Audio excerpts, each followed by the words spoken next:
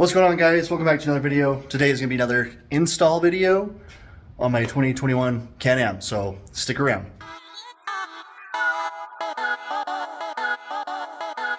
Hey yo, the rain was steady pouring, heard the drops of drizzle meant to be. Chilling in my crib, no doubt, peep the scenery. Telephone rang, then it stopped before I could answer it. I heard a knock at the door, so I answered it.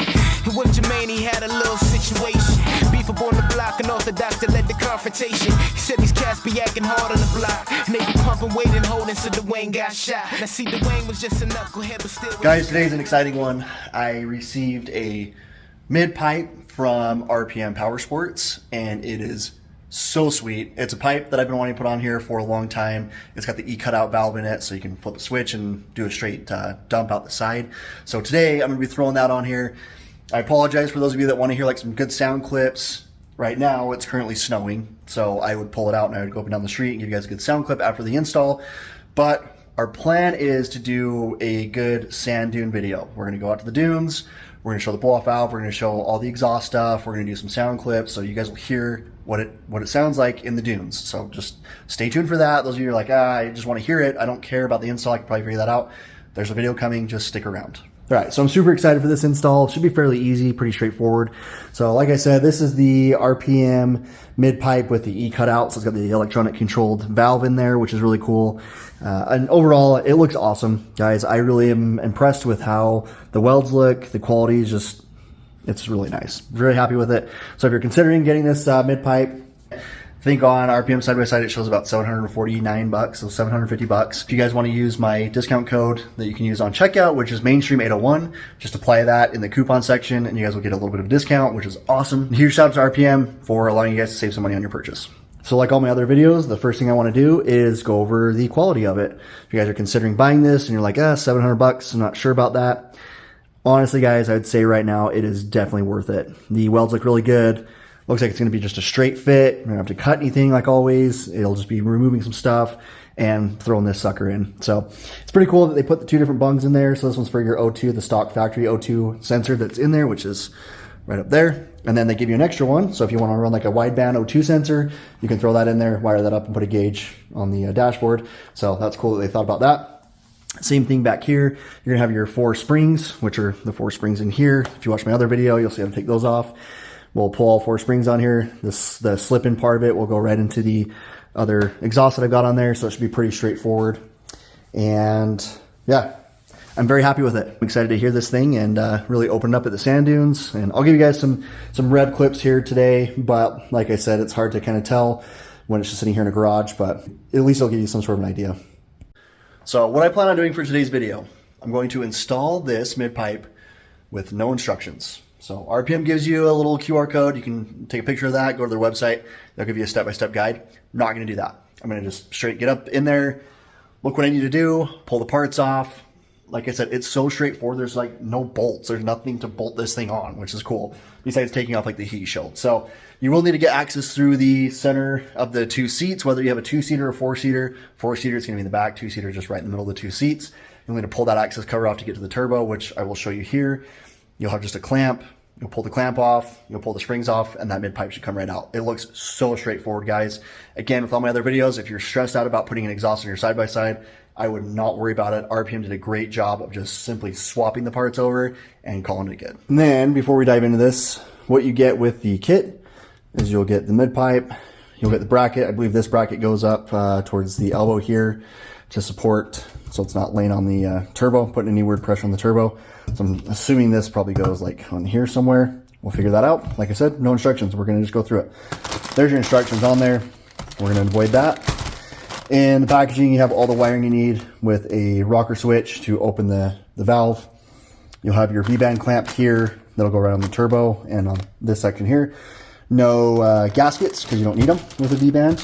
You'll have some copper crush gaskets in the bag here, which will be good for the O2 sensor portion. And that's pretty much it. There's nothing else in here, a couple of zip ties. So nothing crazy in there that looks like it's going to be daunting by any means. You have like a little fusible link in there. So I definitely thought everything through. The biggest pain about this is I've got to take out the passenger seat to get to the little distribution block thing that's in the center console. Those of you that have done any wiring on the Can-Am, you'll know that's a pain to get to the little portion over here. So if you're not sure, and I'll show you again how to do all this stuff, but there's a distribution block that's inside the center console here. That only comes on when you are on accessory mode on the switch or on the key or whatever. You'll click the on button, that turns on the distribution block, then you'll get power to everything else. You could technically wire that valve straight to the battery so you can open and close it when the machine's off. I don't know why you really want to do that, but you could. I don't see anything wrong with that, but I don't know if you want to impress your friends with just opening and closing the valve with it just sitting there. But in this case, I'm going to wire it into the distribution block so it's got power, engine's on, it's running, I'll open the valve, and it's good to go. So I think the first thing we're going to do is we're going to remove this heat shield. So you got 4 and 4 bolts. That heat shield should come off. That'll get us access to all this stuff here.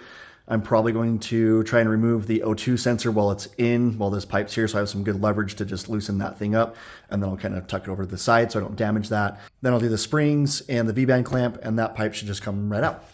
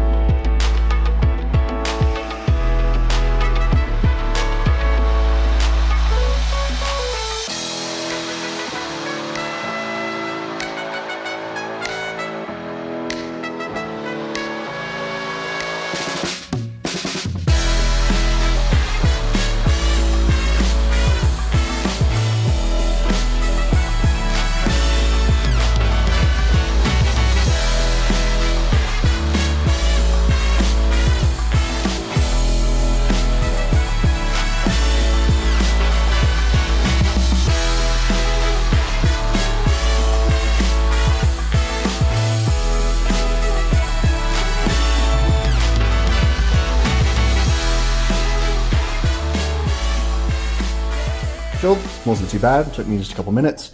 You got these 2 brackets here, they just go over around the exhaust this way. That's where it bolts into the frame. You'll have 6 of these bolts that have washers. Those are going to be on the heat shield side, and then you'll have 4 of these, which will be for the side that bolts to the frame, which will be right there. Don't lose any of this stuff. I'm assuming this heat shield will still work with the Midpipe, the RPM one, so I plan on utilizing all this because I just don't want any of that heat to get to the side of the motor and cause any problems. So I'm going to save all this stuff here, but if you take something off and you're like, I'm not sure where it went, that's where it is. 6 on this with the washers, and then 4 on these. Okay, that opens up quite a bit. Heat shield's out of the way. Like I said, I don't want to have any heat on this side over here with that new Midpipe, so I'm planning on putting that heat shield back on there. But you can see here with the springs, I can get my hand up and around it now. It's still probably pretty difficult to get some like vice grips in there to pull these springs off, so again, that little T-handle tool will come in handy for this. Now, up there you can see the O2 sensor. Should be pretty easy to get that out. I might have to unclip it so I don't twist the wires up and cause problems, but we will see. But I'm gonna go ahead and do that now. Okay, I actually just loosened it up off camera. I just didn't know how it was gonna go, but it's loose now. I'm assuming it's probably a 22 millimeter wrench. I don't have that, so I just used a crescent wrench and it worked just fine. So I'm going to go ahead and disconnect it. There's a connector right there. I'm going to take that off there, so it's just the pigtail, and I'm going to loosen that off and get that out of the way.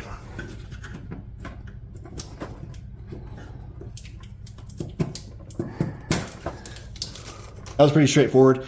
This, the female portion of the connector has just a little tab that you just push down on. So I don't know if you can really see that in the camera. You're going to push down on that tab there, and then that'll release the clip, and then you just pull those 2 apart. Don't freak out if they don't come apart right away. So they actually have a little rubber gasket inside there to keep water out. So if you push on that little connector and then you pull, you might have to use a little bit of force to kind of pull them apart. Don't, like, make sure that's pushed in all the way before you pull them apart, because you don't want to break that connector, because then the connector's never going to stay together. So just be kind of careful, but you may encounter some sort of resistance when you're pulling those 2 apart. Okay, and then I'll try to get this portion here as best I can. You can see this bracket with the 3 holes in it. That's what's going to hold the stock Midpipe on. So I'm assuming that's where the RPM one's going to go. It seems pretty straightforward. And it looks like there's just a hose clamp just wrapped around the Midpipe and then wrapped around the bracket on here. So I'm going to go ahead and pull that off. I'm probably going to pull these heat shields off, which are also held on with just hose clamps. It's just a 5/16 on those. We'll double check here in a second. Pull these 2 halves apart. Should be able to fit them through this little portion right here. And then I'm going to go take that V-band off, and then take the springs off, and that whole mid pipe should just pop right out.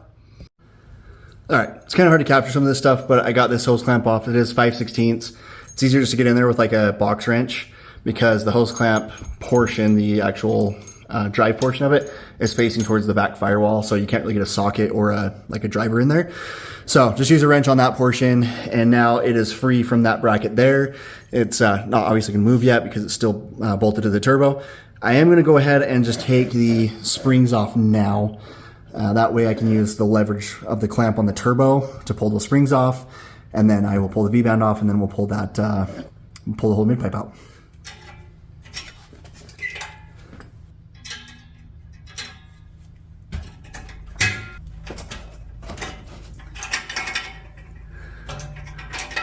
And then if you guys didn't see my other video with the slip-on exhaust install, RPM provides this little T-handle with the little hook on it. That's going to be for the spring removal. You just hook it on the end of the spring there, and then use a little bit of muscle, just kind of pull the spring off. There it is. If you think you're gonna get like some vice grips or something in there, I'll show you right now if you guys don't believe me. I know you're like, I don't want to spend $15 on the tool. To get enough grip, you would have to use some sort of like a channel lock, which you could probably get to with this spring here, but the ones up here, you're probably not going to reach very well because you got heat shields and stuff in the way. These aren't going to fit in here. You're not going to really get up underneath there to get enough leverage to pull those off. So just buy that T-handle little spring removal. Like I said, it's 15 bucks. It's worth every penny. And then whatever you choose to do with it after that, it's up to you. And then if you guys missed my blow-off valve install video, your blow-off valve, turbo, everything's behind this little panel here. It's not hard. All you got to do is just take your fingertips, grab onto the plastic, kind of get a good handle on it, and then you're going to just pull, and then you're going to lift it up because there's a couple little tabs on the bottom there. And all you're doing is you're pulling out of these little rubber grommets here, so you're not going to break anything. And there you can see my blow-off valves in there, and this is what we're going to get to right here. And then to take this off here, the V-band clamp, you need an 11mm deep socket. You have to use a deep socket because of the length of the threads here on this. But put it on there, and then we're going to toss a extension on there, and go ahead and loosen it up. I got the 11mm nut off of the V-band here. That's kind of hard to see because the heat shield here. So you're good there. You're not going to get it off yet. I had to do a little bit of digging. I wanted to do this without instructions, so I just figured it out by myself. But this part here, kind of a little bit of a pain, not horrible. So don't rush this like I currently am trying to do. So just take your time with it. You got a bunch of hoses here. So you will have this Rotax cover on here. It'll sit kind of like this. You'll have two Torx bit screws holding that on. So you'll pull that off. You're gonna have all these hoses here. So these are probably your radiator hoses, I'm assuming. A little bit bigger. I feel like they've got some coolant in them. I don't know. I'm just kind of guessing here. But you're gonna have to go through and you have to cut all the zip ties off. So that's why they gave you a bunch of zip ties. So there's a cover back here. It's just plastic. So the hoses kind of sit inside these things here. So take all the zip ties off. And then you're gonna kind of just move, kind of shimmy this plastic piece, this thing right here, just kind of push that down. After you take out, there's a bolt there. There's a bolt on the top. So those are two 10mm bolts. Then you're gonna have two 13mm bolts. So kind of hard to see. There's one there. That's a 13, a 10, and a 10. Right there. That's gonna go into that bracket. So you gotta take, basically if you look at the one that RPM provides you, you've got four. So you got the two larger ones here, and then you got the two smaller ones. So you can actually screw into this right here. You're gonna have another one that's threaded down on the bottom here. Those are the ones that I just took out, okay? Then you're gonna have two of these bigger ones. That's gonna fit through here. That's gonna bolt into the motor. And you're gonna have one here. That's also gonna bolt into the motor. You don't need to take this whole plastic piece out, the thing that holds the hoses. That whole thing doesn't need to come out. You just need to push it down a little bit so you can get access to that bolt right there. You don't wanna get the factory bracket out because that's gonna accommodate, the RPM one's gonna accommodate the new mid-pipe. So pull all that stuff out. Then take your time with that V-band clamp. Sometimes they kind of just get stuck with it, the exhaust and all that stuff, especially if you have like water and dirt and all that crap in there. Sometimes they just get kind of stuck on there. You just have to work them around a little bit, and then they'll eventually pop off, and then you can get the whole piece out. Now that I've got that kind of worked loose, there you go. So kind of twist this around a little bit. Be careful not to cut yourself because that's awesome. And then you can kind of separate the two pieces. Sorry guys, I know it's hard to do with just one hand here. So, and there it goes. It is separated. Okay. Get that clamp all the way off. There it goes.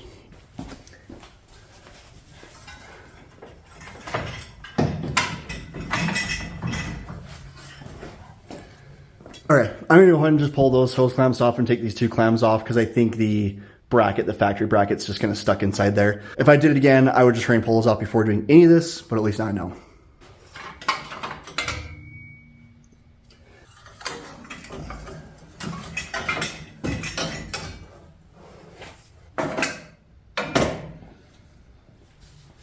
Out with the old, in with the new. Obviously you can see here, you got like some sort of a resonator here to help with the noise. This one doesn't, so it's probably gonna be quite a bit louder, even with the valve shut, but that's a risk we're willing to take. Here's your other bracket here. That's the one that accommodates this. There is a little cutout on the heat shield that goes around this, so that's why it's kind of hanging up for me a little bit. It was kind of a pain to finagle it back and forth, but it all worked out. So let's go ahead and throw this new one in.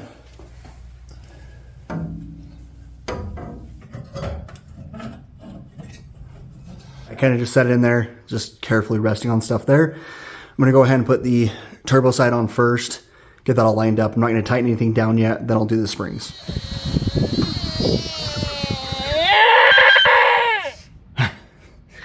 This is a little bit more challenging than I thought.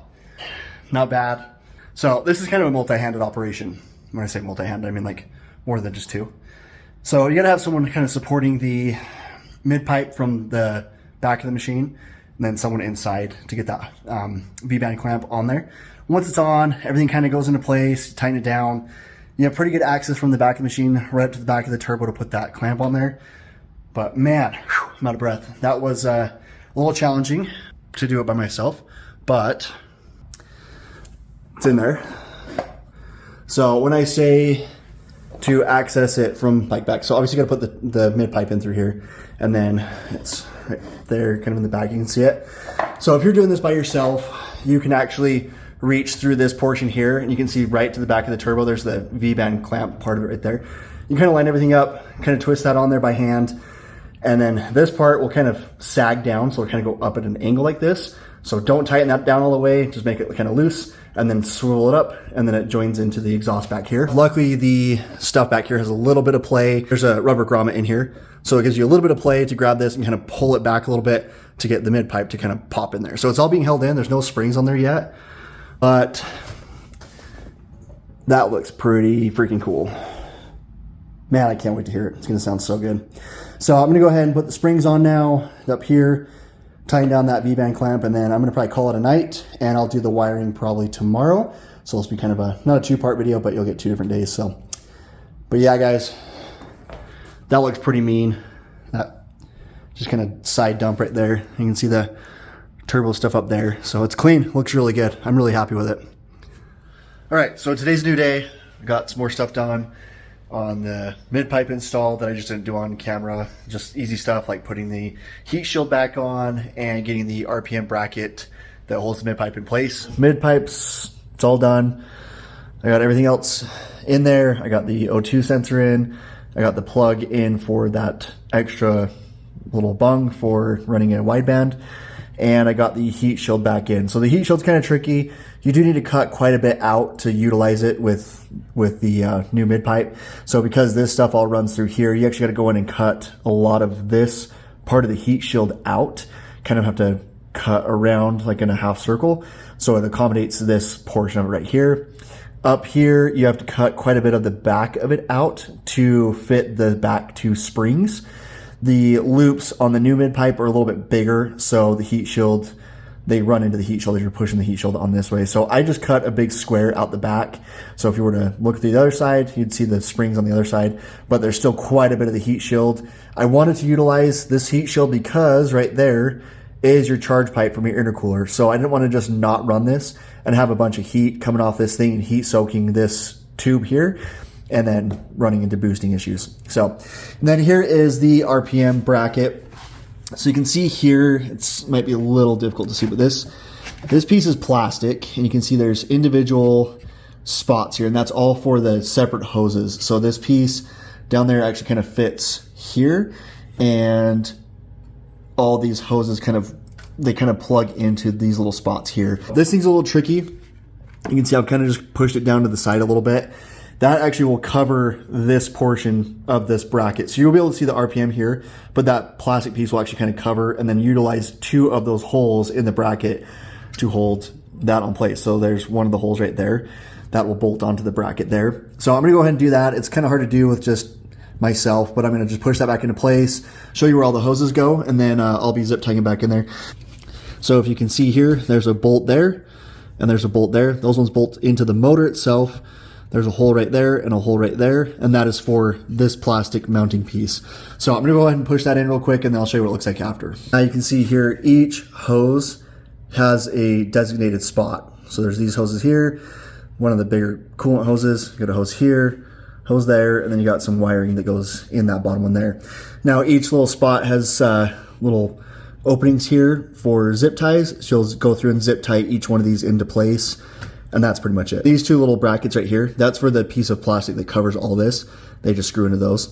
But I'm going to go ahead and throw these bolts that hold this plastic piece in. They'll go into this new RPM bracket.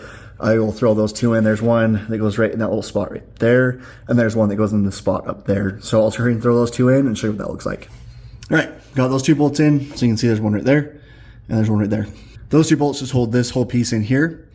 And I'm gonna go ahead and push all these hoses in here now, zip tie them up real quick, put that cover on, and then we're gonna move into wiring up the valve that opens the exhaust. All right, there's the final product.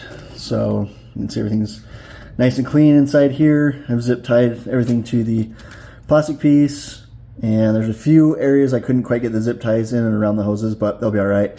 That plastic piece will cover all this, so that'll hold all the hoses in place as well.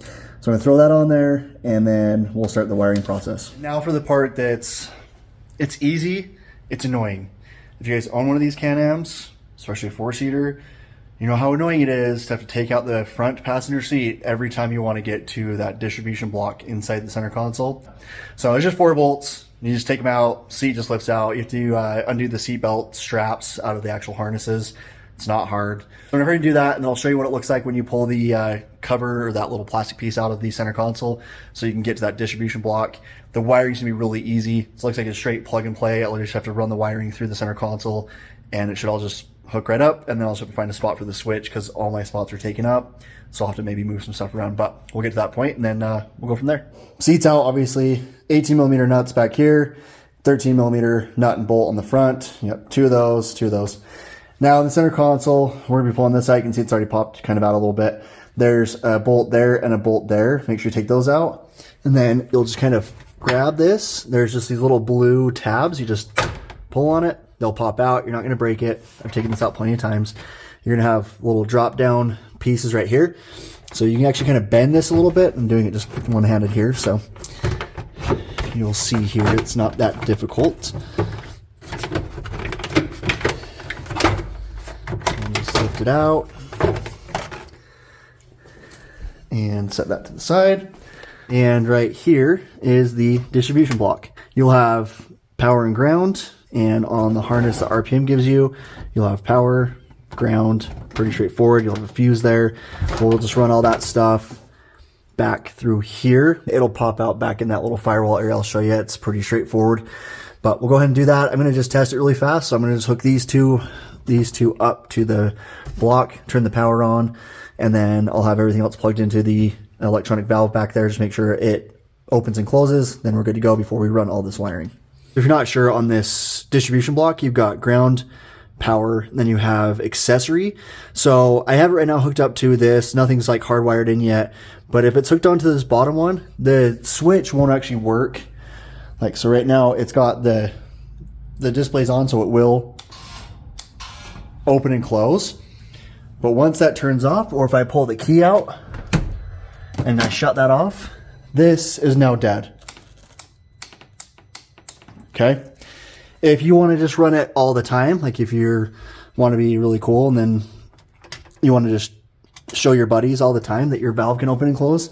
Put it on that middle one, and now I've got full power.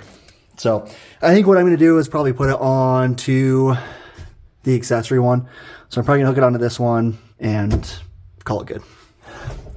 Sorry guys, I know my lighting's not the best, but I just fished this through the center console. There's a couple things that it might hang up on inside there, so just kind of run your arm in there and then fish it through.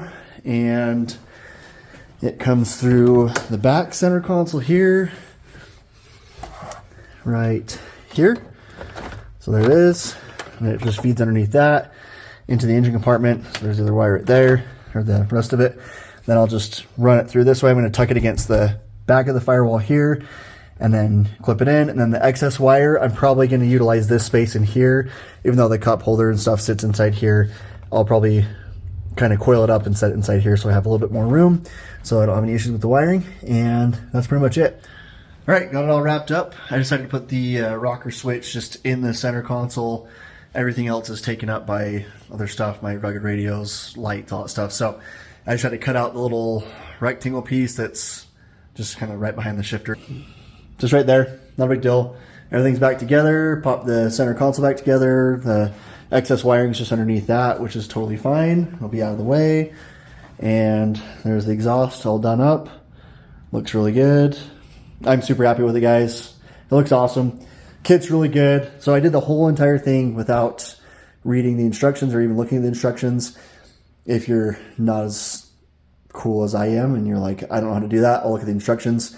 RPM provides great instructions. Just take a picture of the QR code that comes in the packaging and they'll do a step-by-step. So, yep, pretty straightforward, pretty easy. Now let's fire it up.